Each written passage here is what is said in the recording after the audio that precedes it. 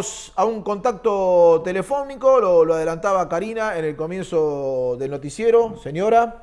Así es, Hernán. Y bueno, lo vamos a saludar al doctor Edgardo Monsalvo. Edgardo, buenos días.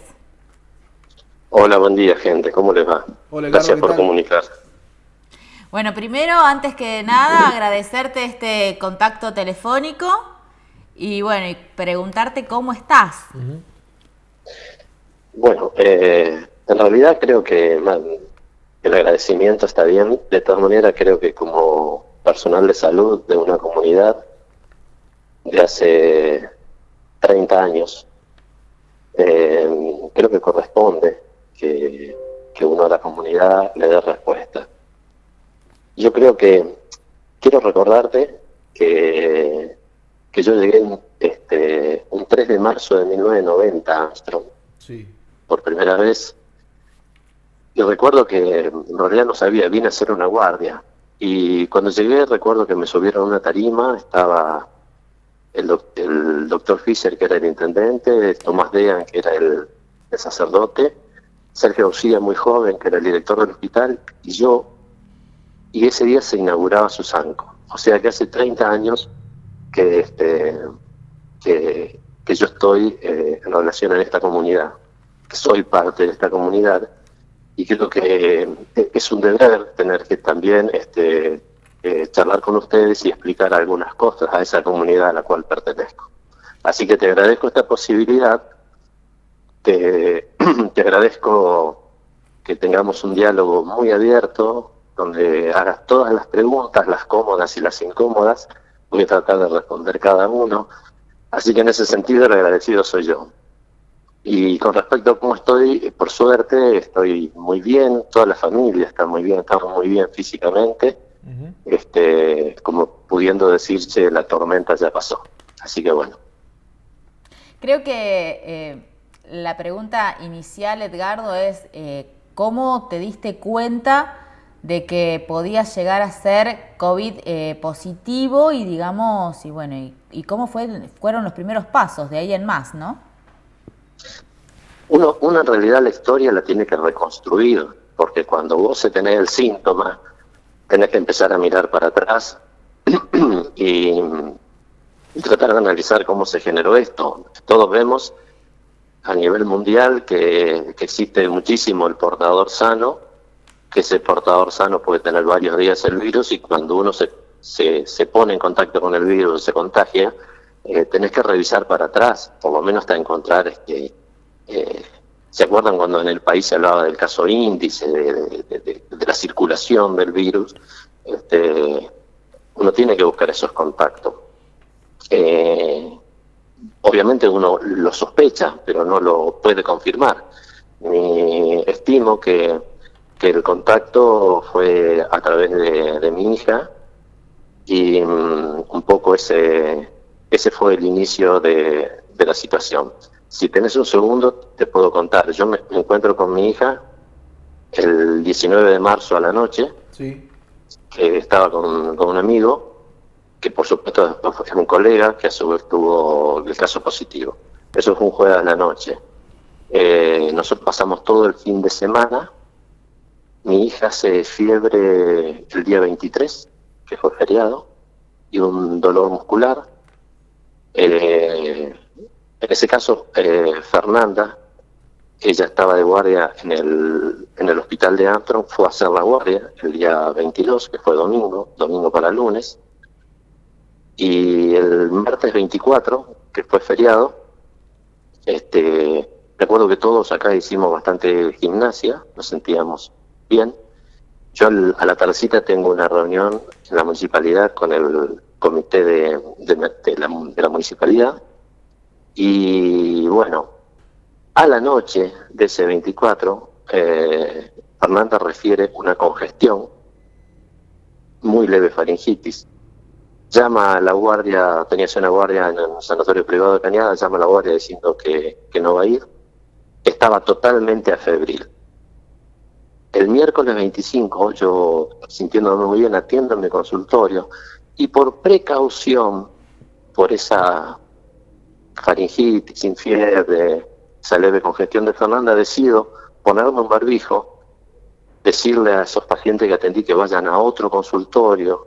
No estuve en contacto con ellos, excepto con un contacto con mucha distancia, con mucho cuidado. Pero por sospecha, por intuición médica nada más, por esa cuestión. Y yo recién, en la madrugada del jueves o miércoles a la noche, empiezo con fiebre,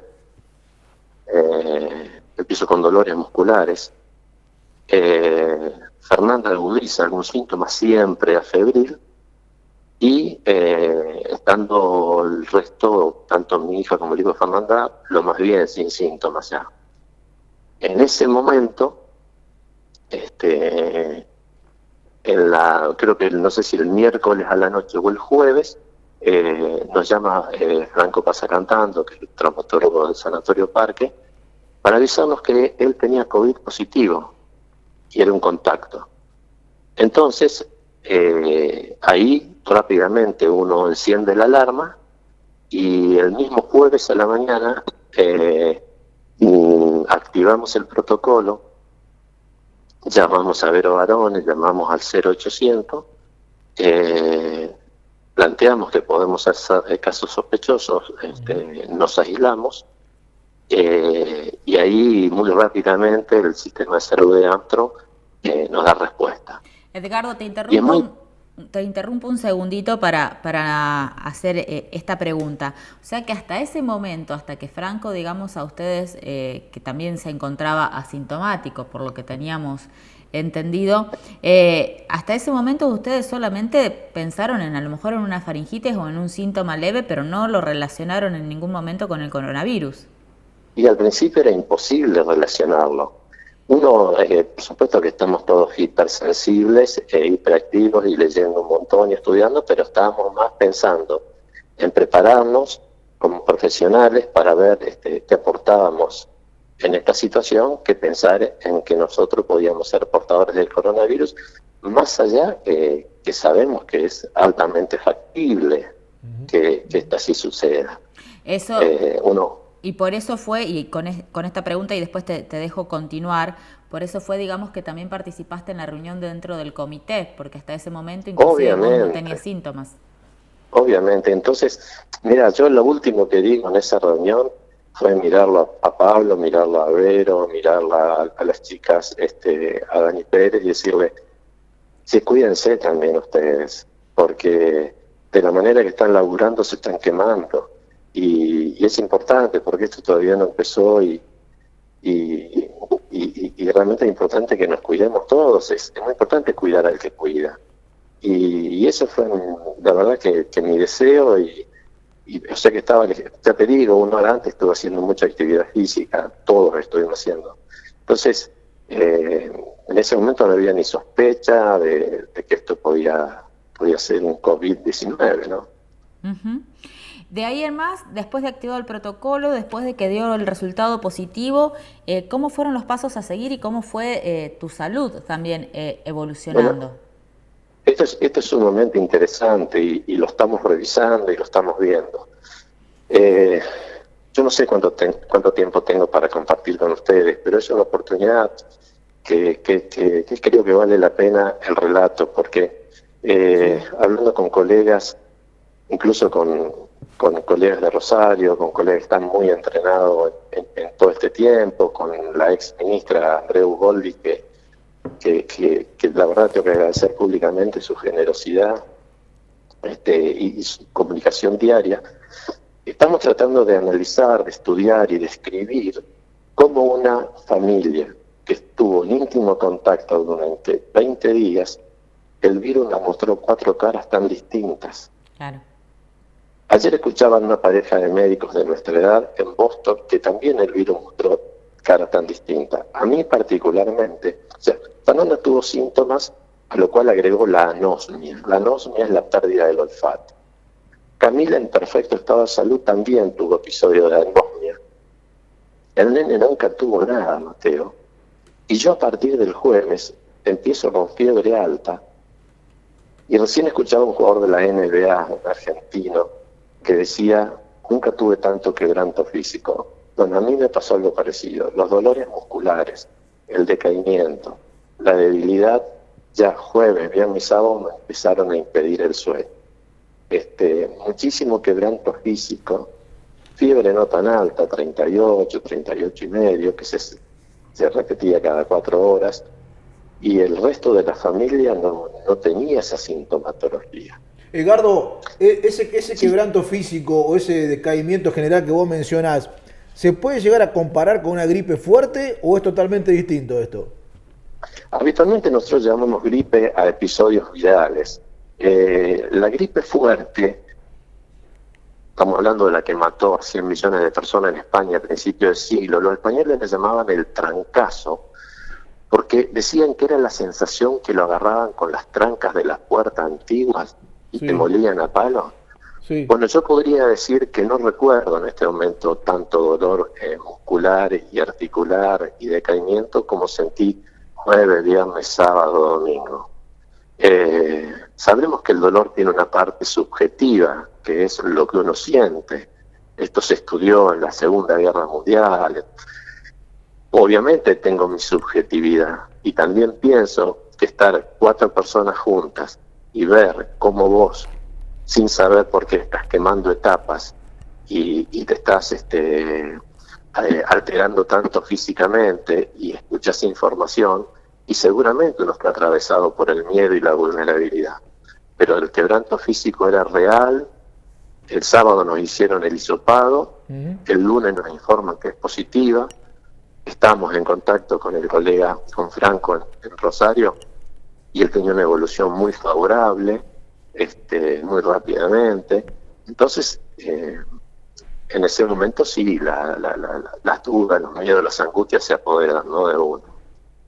Y te sigo contando, Sí. ante este deterioro físico, tanto por contacto con el infectólogo, con la doctora Ugol, y con gente, incluso también con la gente de terapia de acá, decidimos hacer unos análisis que nos sacamos sangre nosotros mismos para no comprometer a ningún bioquímico, que generosamente nos prestó los insumos.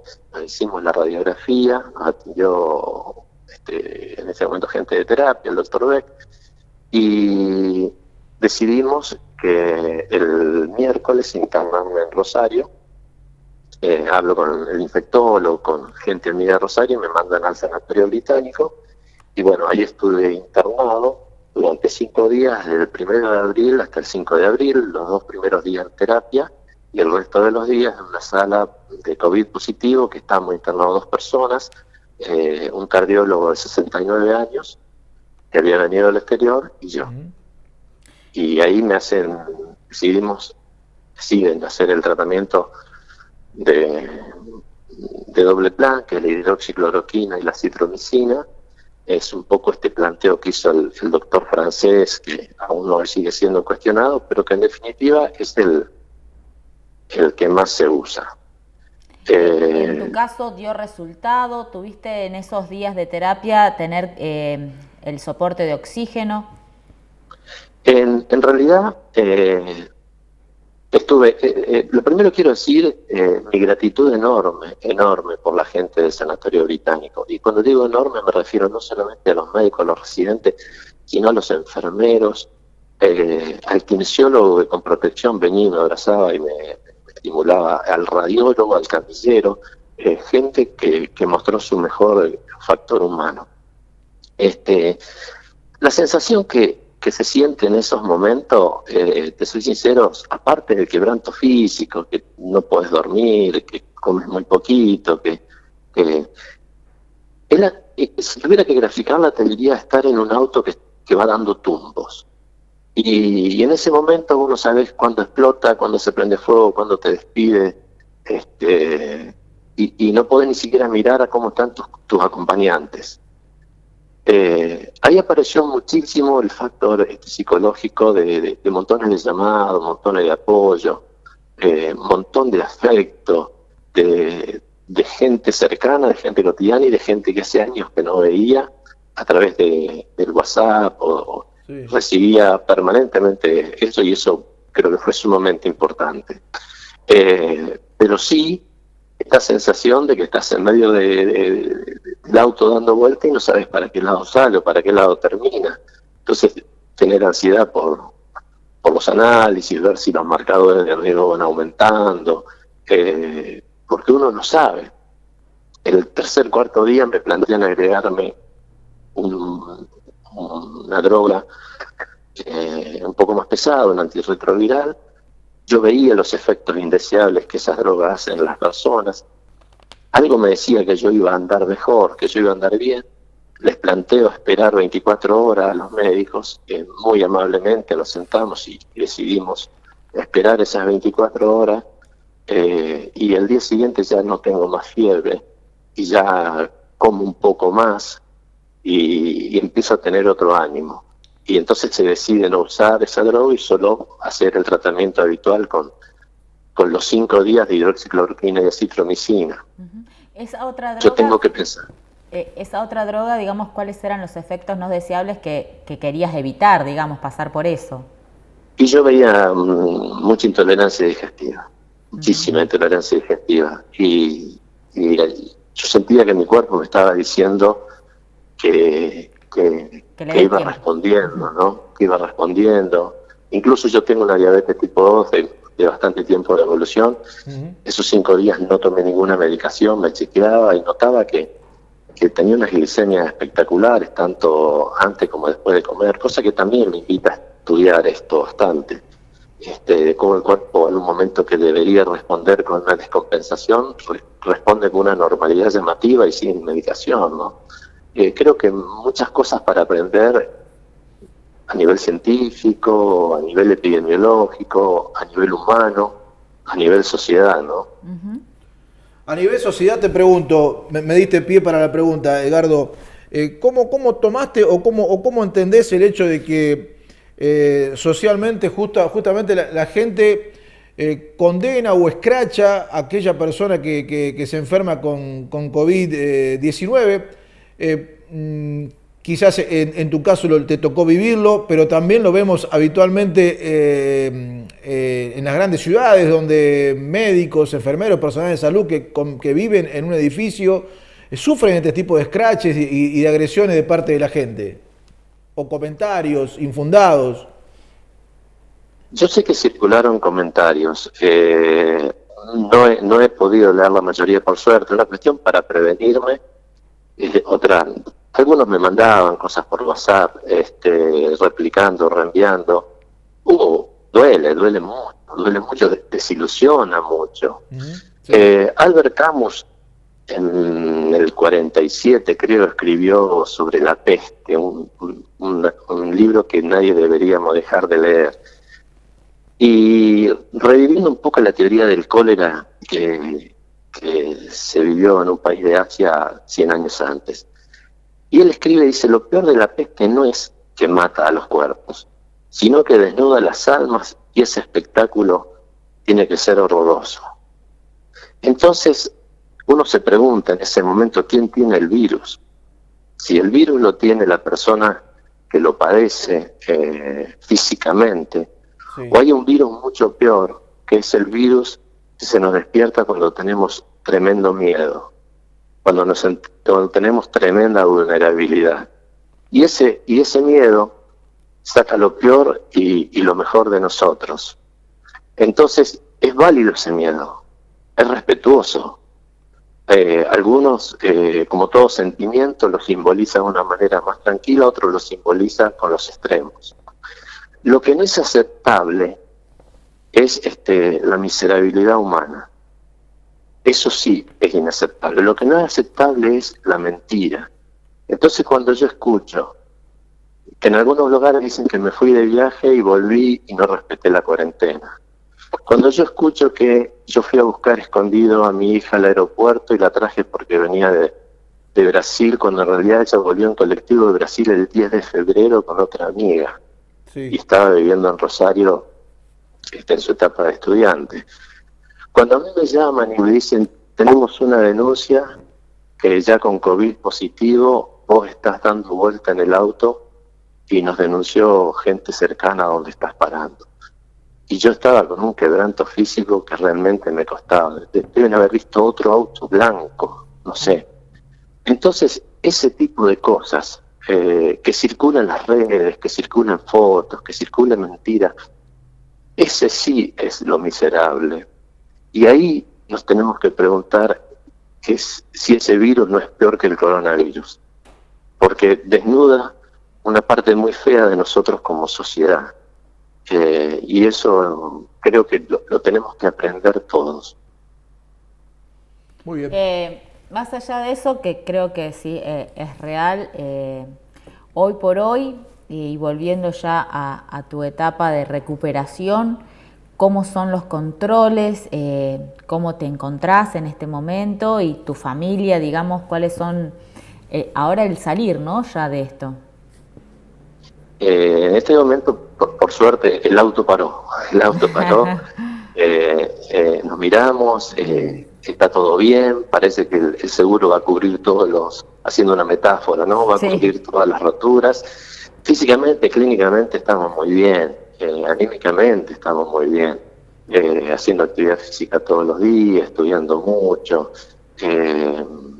tratando de estar en contacto con estos profesionales para escribir un poco esta historia que es muy, muy interesante, porque como tenemos que construir evidencia en la medicina, por ahora son datos experienciales, una familia, 4 personas encerradas, 4 historias tan diferentes en respuesta a un virus. No hacen los controles. Yo en este momento estoy en el día 22 de inicio de los síntomas. Acordémonos que la infectividad alta son los primeros 7 y el cambio, la tormenta puede estar entre el día 7 y 10, 12 en general en la evolución de la enfermedad, y estoy en el día 11 del alta. A veces restos del virus pueden demorar hasta 28, 30 días, estamos viendo. Yo me hice uno esta semana, todavía sigue dando positivo, Fernanda ya le da negativo el hisopado.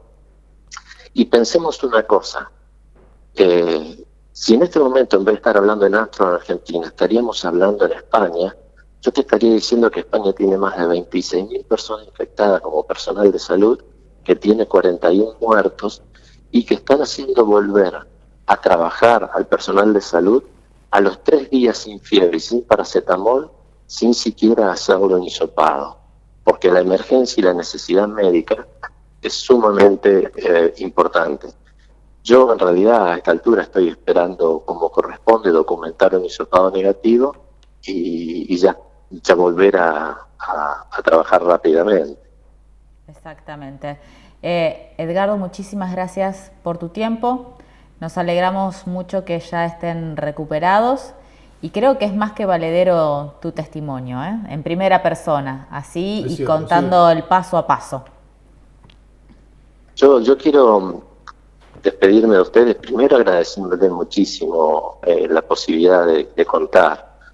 Segundo, manifestando una tremendísima gratitud, pero es algo que te pasa cuando tenés la sensación de tanta vulnerabilidad, y muchísima gente, muchísimos pacientes, muchísimos expacientes, gente conocida del pueblo que hace un montón que no hablaba, gente de otros lados, de distintas partes del país, he recibido un acompañamiento, una afectividad, que por ahí pienso que es lo que corresponde, pero esa gratitud de recibir un afecto sincero es sumamente importante. ¿Eso pesa más que todo lo otro?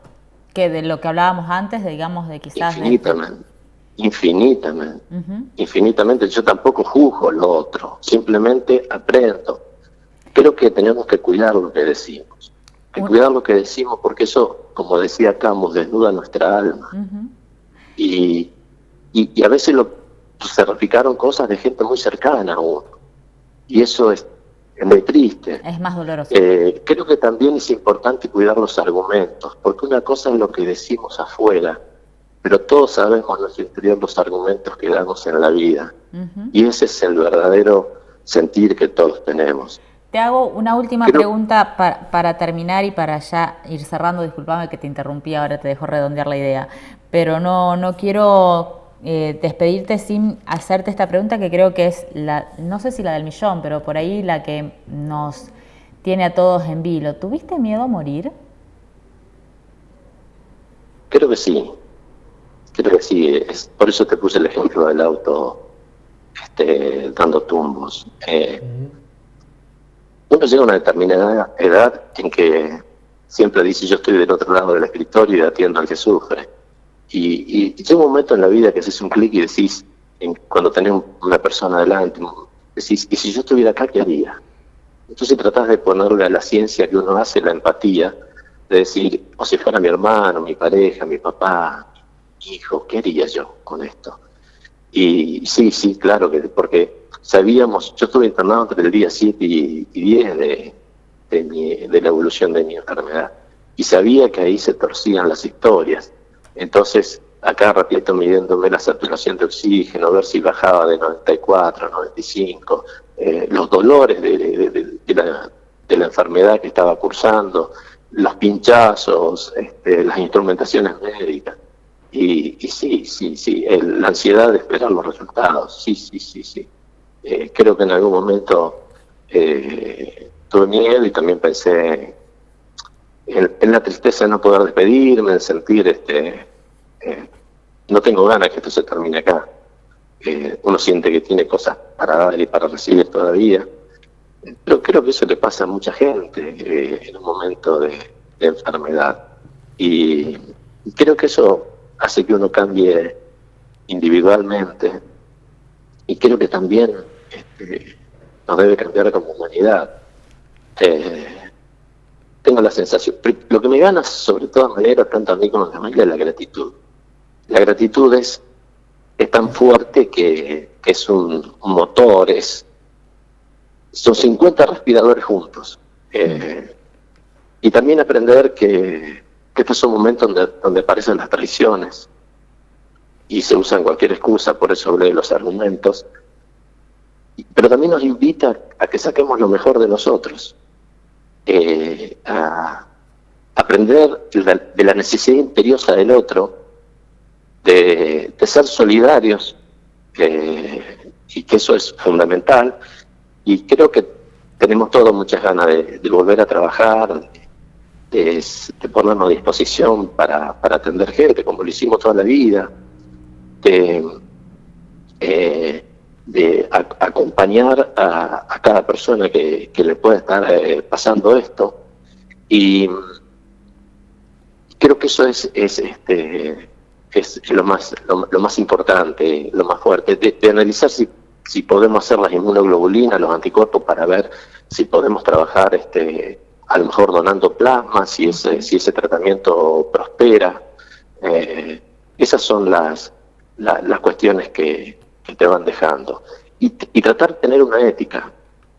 Yo sé que desde el 3 de marzo 90, son 30 años viviendo acá, uno somete su ética profesional todos los días, que no hace falta tener un acto o una enfermedad para que la gente sepa que uno no es el que te quiere y el que no te quiere nada.